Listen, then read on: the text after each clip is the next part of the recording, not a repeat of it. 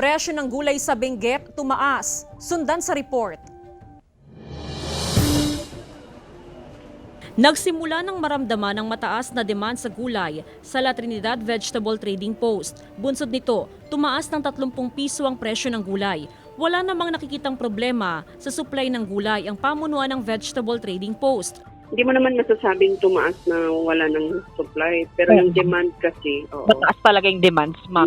Sa monitoring ng LTVTP, sa kasalukuyan, nasa 25 pesos hanggang 35 pesos ang kada kilo ng Baguio beans. Nasa 70 hanggang 85 pesos ang kada kilo ng repolyo.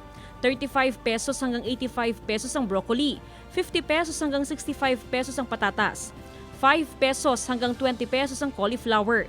5 pesos hanggang 12 pesos ang radish. 10 pesos hanggang 25 pesos ang lettuce at nasa 10 pesos hanggang 12 pesos ang sayote. Paglilinaw ng otoridad na walang kinalaman ang andap sa pagtaas sa presyo ng gulay.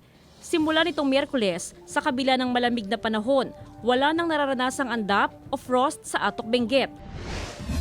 Samantala, ilang araw bago ang Valentine's Day, puspusan na sa pamimitas ng bulaklak ang mga flower growers sa Bahong La Trinidad Benguet na tinaguri ang flower capital. Karamihan sa mga napitas na bulaklak dadalhin sa Metro Manila. Sa ngayon, nasa 700 pesos kada bundle o 20 piraso ng long stem roses. Pero asahan daw na tataas ang presyo nito habang papalapit ang Valentine's Day dahil sa kukonting supply. Jasmine Gabriel Galban, Balitang Amyanan.